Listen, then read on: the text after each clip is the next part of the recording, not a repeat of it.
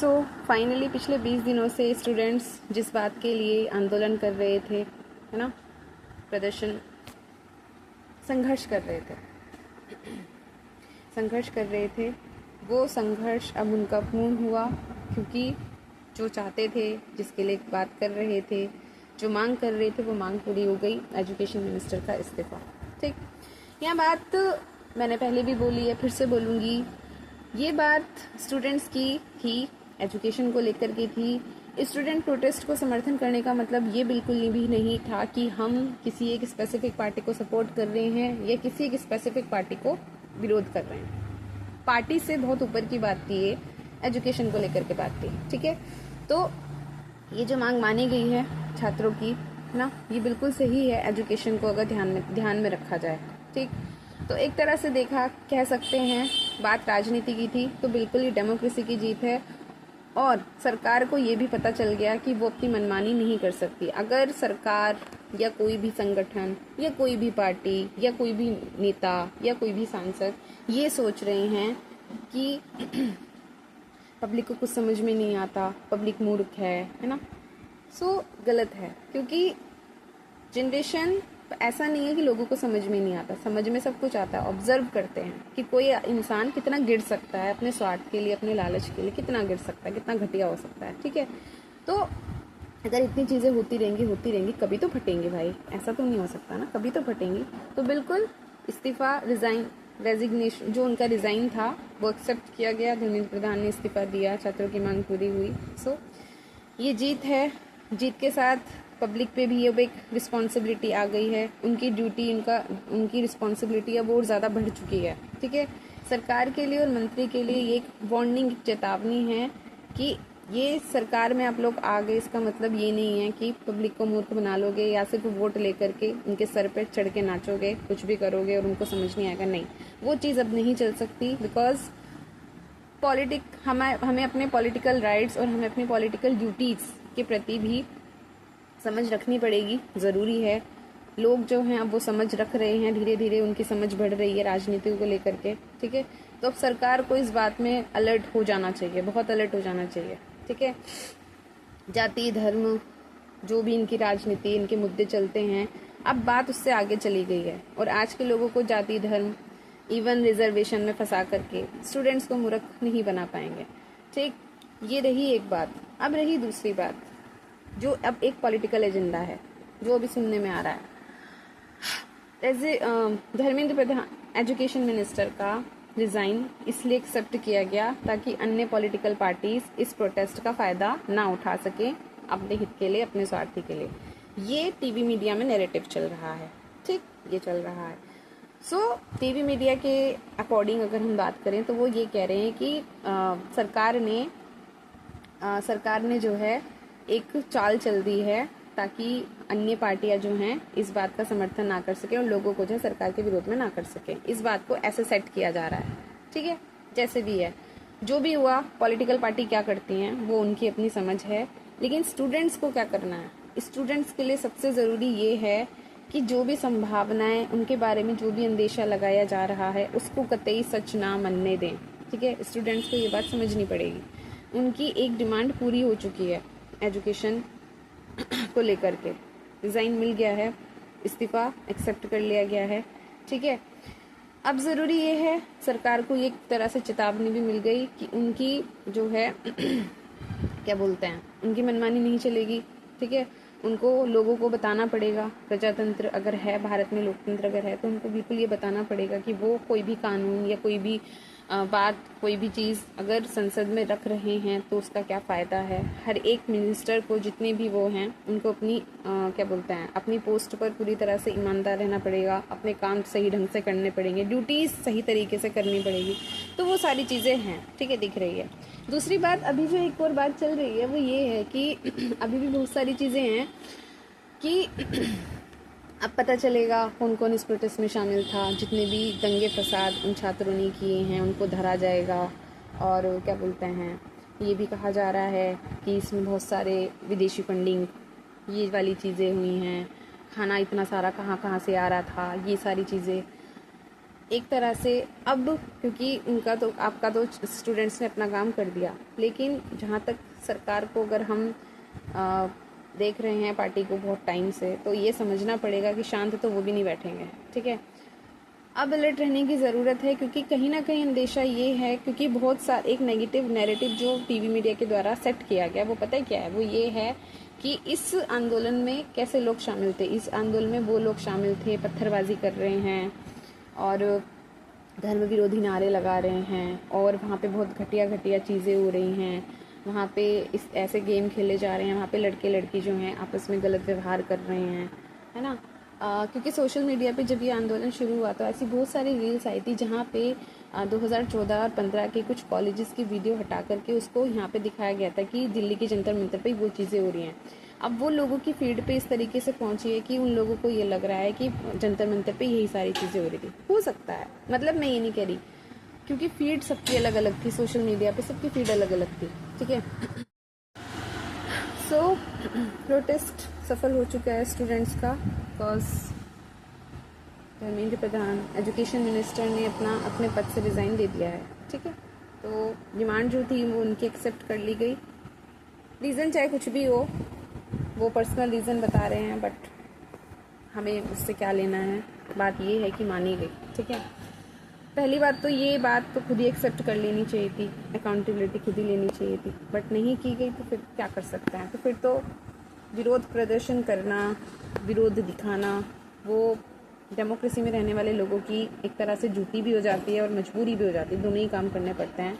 जब सत्ता में बैठे लोग ये सोचने लगे कि वही शक्तिशाली हैं, वही सर्वे सर्वा हैं, उनसे कोई सवाल नहीं करेगा, क्योंकि वो जिस ऊंचाई पर बैठे हैं वहाँ किसी की आवाज़ नहीं पहुँचेगी, है ना। सो फिर ये दिखाना ये ज़रूरी हो जाता है कि अगर सभी लोग एक साथ बोलें तो आवाज़ ज़रूर पहुँचती है फिर बहरों को भी सुनाई देने लगता है। ठीक है, तो वही वाली बात है। ठीक, तो ये काम हो गया। अब दूसरी बात ये है कि इस डिज़ाइन को कुछ लोग ऐसे टीवी मीडिया पे नैरेटिव सेट ये हो रहा है कि बीजेपी जो सत्तासीन पार्टी है उसने दाव चल दिया, क्योंकि बहुत सारी अन्य पॉलिटिकल पार्टी, विपक्षी पार्टियां जो थी वो इस प्रोटेस्ट का फ़ायदा उठाने में लगी हुई थी। वो पब्लिक को अपने फेवर में करके बीजेपी पार्टी को नुकसान पहुंचाती या फिर उनके पब्लिक को उनके अगेंस्ट करती, ये सारी चीज़ें थी। सो कहा यह जा रहा है कि बीजेपी पार्टी ने जो है अपना पत्ता, मतलब अपनी चाल चली है, एक ही उससे उसने सारे वो कर दिए जो भी है। ठीक है, एक राजनीतिक हथकंडा बताया जा रहा है इसको। जैसे भी हुआ, एक बात ये रही। एक दूसरी बात जो है वो ये है कि स्टूडेंट्स के लिए, स्पेशली स्टूडेंट्स के लिए बहुत ज़्यादा ज़रूरी अभी है, क्योंकि डिज़ाइन हो गया है, उनकी बात एक्सेप्ट कर ली गई, मान ली गई।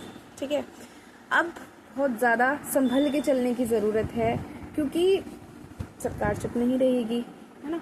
वो पूरी कोशिश करेंगी कि उन बच्चों को किसी ना किसी तरीके से गलत एक्टिविटीज़ में शो किया जाए, उनको ये बताया जाए कि इनको कोई पैसा वगैरह बाहर से मिल रहा था, उन बच्चों को कहीं बाहर से रिलेट दिखा दिया जाए, किसी अन्य संस्था से, विदेशी संस्था से ज्वाइन वो करके रिलेट करके दिखा दिया जाए, या ये बता दिया जाए कि इनको यहाँ से पैसे मिल रहे थे इसलिए वहाँ पे प्रोटेस्ट में थे। कुछ भी दिखा सकते हैं, एडिट बहुत कमाल की चीज़ है। ठीक है, कुछ भी दिखा सकते हैं। इवन ये तक कहा जा रहा है कि जब अब क्या है कि अब सरकार, अब ये जो लोग हैं, ये जो स्टूडेंट्स हैं, अब इनकी एक बात मान ली गई है, तो बार बार अब यही कोशिश करेंगे कि अब इसका इस्तीफा मांगेंगे, अब इसका इस्तीफा मांगेंगे, अब ये अपनी डिमांड्स जो हैं मनवाते रहेंगे। क्योंकि जंतर मंतर के प्रोटेस्ट के दौरान सोशल मीडिया पर इस तरह की रील्स भी वायरल हुई हैं, फीड पे आई हैं लोगों की, कि जंतर मंतर पर बैठे लोग कश्मीर के धारा 370 को वापस वो करने की मांग कर रहे हैं, और भगवान ईश्वर के विरुद्ध, भगवान के विरुद्ध देश विरोधी नारे लगा रहे हैं, और बहुत सारी ऐसी चीज़ें, 3 तलाक को वापस लाने की, फलाना, इस तरह की चीज़ें तक हुई हैं सोशल मीडिया पर, इस तरह की चीज़ें तक आई हैं। तो अब पूरी कोशिश की जाएगी कि ये सारा पूरा का पूरा जो ठिकरा है वो छात्रों के सर पे फोड़ा जाए, और उनको ऐसे इस चीज़ों में इन्वॉल्व दिखा करके, जंतर मंतर पर शो कर करके उनको जो है जेलों में डाला जाए, या उनका करियर बर्बाद किया जाए। ये सारी चीज़ें की जाएंगी सरकार के द्वारा, सरकार के द्वारा कहें या पावरफुल लोगों के द्वारा कहें, ये सारी चीज़ें की जाएंगी। स्टूडेंट्स को, अब छात्रों को बहुत ज़्यादा संभलने की ज़रूरत है। मैं नहीं कह रही डर के रहो ना, डर के नहीं, लेकिन एक होता है ना अलर्ट रहना, है ना, वो चीज़ वो ज़्यादा ज़रूरी है। दूसरी बात क्योंकि नैरेटिव सेट करने की बात तो की जाएगी। दूसरी बात, हर चीज़ का ना अपना अपना यूज़ होता है ना। फ़ोन बुरी चीज़ नहीं है, सोशल मीडिया बुरी चीज़ नहीं है, रील्स पहले हम सोचते थे टाइम वेस्टिंग चीज़ है, लेकिन इस बात को हम लोग इग्नोर नहीं कर सकते, बिल्कुल भी नहीं कर सकते कि इस प्रोटेस्ट के दौरान रील्स के माध्यम से लोगों तक सही या जिस भी तरह की जानकारियाँ गई हैं और ज़्यादा से ज़्यादा लोग जो हैं, चाहे वो कहीं भी हो, वो इस आंदोलन से, इस प्रोटेस्ट के समर्थन में आए, उतरे, जैसे भी उन्होंने अपनी बात रखी, अपने पॉइंट्स रखे, जैसे भी हुआ।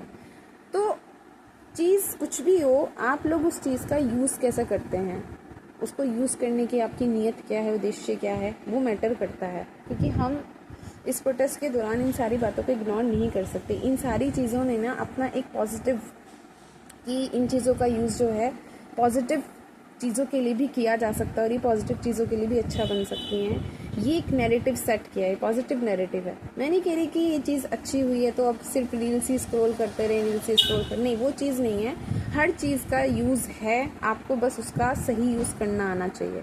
फ़ोन, सोशल मीडिया बुरी चीज़ नहीं है, लेकिन इसमें बहुत ज़्यादा टाइम लगाना, है ना, बहुत ज़्यादा इसके साथ ही इन्वॉल्व रहना, वो गलत चीज़ हो सकती है। लेकिन अगर आप उस चीज़ का यूज़ सही चीज़ों के लिए, सही नीयत से, सही उद्देश्य के लिए कर रहे हो तो वो फिर ज़रूरी हो जाता है, ठीक है। क्योंकि नहीं भूल सकते कि इस प्रोटेस्ट की सफलता सबसे ज़्यादा जो रील्स, जो सारी वीडियोस लोगों तक पहुंची हैं रील्स के माध्यम से, है ना, इस चीज़ ने ना इस प्रोटेस्ट को बहुत हद तक एक तरह से सफलता की वहाँ तक पहुँचाया, सफलता की सीढ़ी तक, ठीक है।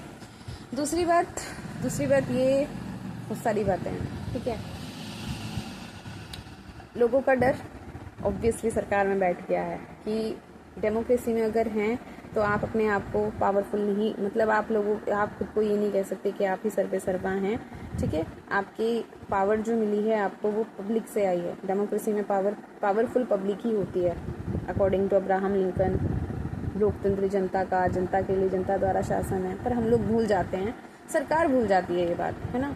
वो सोचते हैं कि पब्लिक सिर्फ वोट के लिए है, उनको सिर्फ वोट दे दे और उनका काम खत्म। नहीं, अगर पब्लिक वोट दे रही है तो वोट देने के बाद उसका ये जानने का पूरा राइट है कि जिसको उसने वोट दिया है वो काम क्या कर रहा है, किसके लिए कर रहा है ना, कैसे कर रहा है, ये जानना उसकी ड्यूटी है और जानना भी चाहिए। इसलिए सवाल करना तो डेमोक्रेसी की जान है यार। सवाल ही नहीं रहेंगे तो डेमोक्रेसी कैसे जीवित रहेगी? फिर तो वो वही है, भीड़ का तंत्र बन के रही जाएगी। और भारत में तो लगभग यही चल रहा है। लेकिन हर नेगेटिव चीज़ के पीछे एक पॉजिटिव बात होती है ना। जब तक नेगेटिविटी नहीं होगी तब तक पॉजिटिविटी का पता नहीं चलेगा।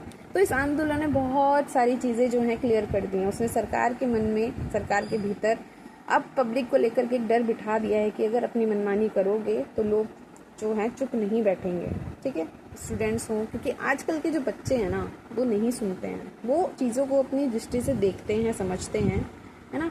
उनको मैनिपुलेट करना थोड़ा सा मुश्किल है, नहीं होते हैं, क्योंकि वो बहुत सवाल करते हैं, बहुत ज़्यादा सवाल करते हैं। और सवाल करना अच्छी बात है, ठीक है। वो तो हमसे पहले वाली पीढ़ी थी जो सवाल नहीं करती थी, जो चीज़ों को जैसे थी एज इट इज़ मान लेती थी, है ना। लेकिन ये वाली पीढ़ी तो हर बात पे सवाल करते हैं, इनको फैक्ट्स चाहिए होते हैं।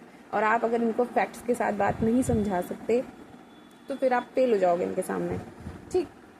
वो वाली बात, इस आंदोलन की सबसे अच्छी खूबी, इसने भारत की वो खूबसूरती, भारत की वो डाइवर्सिटी, भारत के लोगों का प्यार, अलग अलग संस्कृति, अलग अलग धर्म, अलग अलग जाति, है ना, उन सारी चीज़ों को दूर करके उन्होंने एक इंसान को दूसरे इंसान के करीब ला दिया। जंतर मंतर प्रोटेस्ट पे वो सारी चीज़ें देखने को मिली हैं। लोग कैसे एक दूसरे के साथ खड़े हुए, लोग कैसे एक दूसरे की प्रॉब्लम्स में एक दूसरे का सहारा बने, लोग कैसे एक दूसरे को सम्मान दे रहे हैं, एक दूसरे का ध्यान रख रहे हैं, सारी चीज़ें। तो मतलब कहीं ना कहीं वही बात है यार, सरकार की नकारात्मक करतूतों ने लोगों के अंदर एक सकारात्मक ऊर्जा, एक सकारात्मक अपनापन तो भर दिया। लोग एक दूसरे के करीब आए हैं और बिल्कुल ये अपनापन बने रहना चाहिए, क्योंकि अगर लोकतंत्र को मजबूती चाहिए ना तो ये विविधता में एकता जो है ना ये बनी रहनी चाहिए, ये नहीं खोनी चाहिए, है ना। बार बार प्रोटेस्ट करने पड़े इस एक चीज़ के लिए, वो चीज़ नहीं। इसलिए लोगों को अब वाकई में ज़रूरी है कि अगर लोकतंत्र को और ज़्यादा इंडिया में मजबूत करना है, लोकतंत्र को ज़िंदा रखना है, हमें सच में एक अच्छा राष्ट्र बनना है ना, तो सबसे पहले तो हमें जाति धर्म मजहब से बहुत ऊपर उठना पड़ेगा। हम सब लोगों को सबसे पहले एक भारतीय के रूप में सोचना पड़ेगा। इस लोकतंत्र में ना, इस आंदोलन में उसकी एक हल्की सी झलक दिखी है, बहुत हल्की सी। इस झलक को हमारी पहचान बनाया जा सकता है अगर हम सोचें, अगर हम समझें और हम इस चीज़ को आगे इस तरीके से बढ़ाएं। ठीक है, ये लोकतंत्र को मजबूत करेगा। ये सरकार के भीतर जो वो राजनीतिक एजेंडा चलाते रहते हैं ना कि ये वाला हथकंडा अपनाओ, ये वाला हथकंडा अपनाओ, सही चीज़ को ना किसी हथकंडे की ज़रूरत नहीं पड़ती है। सही चीज़ सिर्फ सही होती है और सही चीज़ सिर्फ और सिर्फ सही तरीके से अपना काम करती है। वो सिर्फ अपना काम करती है, वो नहीं देखती, क्योंकि पता है क्या, हथकंडों की ज़रूरत हमेशा उन्हें पड़ती है जिसे अपने काम पे विश्वास नहीं होता। ठीक है, जिसको ये पता होता है कि हम ऐसे काम करने जा रहे हैं कि लोग हमारा साथ नहीं देंगे। हथकंडों की, छल की, धोखों की ज़रूरत सिर्फ उन लोगों को पड़ती है जो काम सही नहीं करते, जो अपने काम के प्रति ईमानदार नहीं होते। ठीक है, जो धोखे करते। सो बस इस प्रोटेस्ट में, इस आंदोलन में जो ये सारी अच्छी अच्छी बातें देखने को मिली है ना, बस इन चीज़ों को नहीं खोना है, इनको बना के रखना है। लोगों में यूनिटी बनी रहनी चाहिए। जो वकील, जो आर्मी, जो अन्य फील्ड के लोग इस प्रोटेस्ट में छात्रों के साथ दिखे हैं, प्लीज़ प्लीज़ प्लीज़ ऐसे ही इलेक्शंस में सिर्फ और सिर्फ अपनी दृष्टि को, अपनी आंखों को, अपने विवेक को खोल के रखना है। चाहे आप अपने मोहल्ले के एक पार्षद का ही चुनाव क्यों ना कर रहे हो, पार्टी के आधार पे वोट मत देना, सिर्फ और सिर्फ काम के आधार पे देना। ठीक है, अगर वो व्यक्ति आपके एरिया में पार्षद का ही चुनाव क्यों ना हो, हम स्टेट लेवल के और हम सेंट्रल लेवल के इलेक्शंस की बात बाद में करेंगे। सबसे पहले छोटे लेवल पे तो हम सही हो जाएं। ठीक है, तो सबसे ज़रूरी बात ये है, पार्टी के आधार पर वोट मत करो। मत सोचो सब लोग वोट देंगे हम भी उसको दें, नहीं, आप तो सही रहो कम से कम। ठीक है, एक ही कोई शुरू करता है किसी काम को, है ना, और फिर लोग बाद में चलते हैं, तो कम से कम आप तो सही मार्ग पे चलो, आप तो सही रहो। बात वो सबसे ज़रूरी ये है। तो अगर एरिया में किसी पार्षद का या ग्राम पंचायत का इसका चुनाव हो रहा है ना, तो वहाँ पे भी ये मत देखो कि कोई व्यक्ति, कोई कैंडिडेट किस पार्टी से खड़ा है। सिर्फ काम देखो कि वो व्यक्ति काम कर सकता है कि काम नहीं कर सकता है। अगर कोई वुमेन खड़ी है तो ये देखो कि उस वुमेन के बिहाफ पे उसका पति तो काम नहीं कर रहा। ये सारी चीज़ें देखो, दृष्टि खोलो राजनीति को लेकर के। जब राजनीति में इतनी सूक्ष्म दृष्टि रखेगा ना हर एक व्यक्ति, तब हमारी राजनीति, हमारा लोकतंत्र, हमारा इंडिया अच्छे से ग्रो करेगा, डेमोक्रेसी अच्छे से वर्क करेगी और डेमोक्रेसी सच में स्ट्रेंथ होगी, मजबूत होगी। ये सारी चीज़ें ना बहुत ज़्यादा समझने की ज़रूरत है। और इसमें ये नहीं है कि ये सारी चीज़ें हम सिर्फ स्कूल में बच्चों को एक क्लास के अंदर समझाएं, ऐसे डेमोक्रेसी होती है, ऐसे होती नहीं। सोशल स्टडीज़ एक ऐसा विषय है जिसमें बुक्स में हमें सिर्फ टॉपिक की समझ मिलती है, एक तरह से टॉपिक का इंट्रोडक्शन होता है, जबकि उस बात को हम अपने आसपास की सोसाइटी में बहुत अच्छे से समझ सकते हैं। तो ऑब्जर्वेशन सोसाइटी में बाहर होना चाहिए। ठीक है, क्यों किताबों में यार बच्चों को रट्टू तोता बनाए, कोई भी, है ना। ऑब्जर्वेशन इज मोस्ट इम्पोर्टेंट, बहुत ज़रूरी है कि आसपास की सही और गलत चीज़ों को समझें।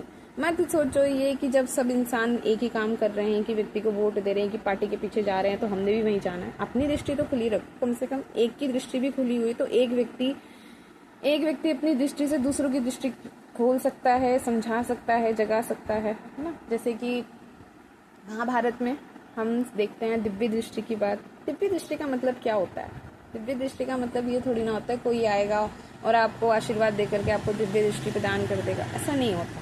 दिव्य दृष्टि का मतलब है कि कोई दूसरा व्यक्ति आपके अंदर वो समझ पैदा कर देता है कि आपको चीज़ें जो हैं वो सही और गलत के उसमें दिखने लगे, आपको उसका सही पक्ष और बुरा पक्ष दोनों दिखने लगे, और फिर आप अपने हिसाब से अपनी चीज़ों को देख करके, उनका सच जान करके तथ्यात्मक रूप से निर्णय लो।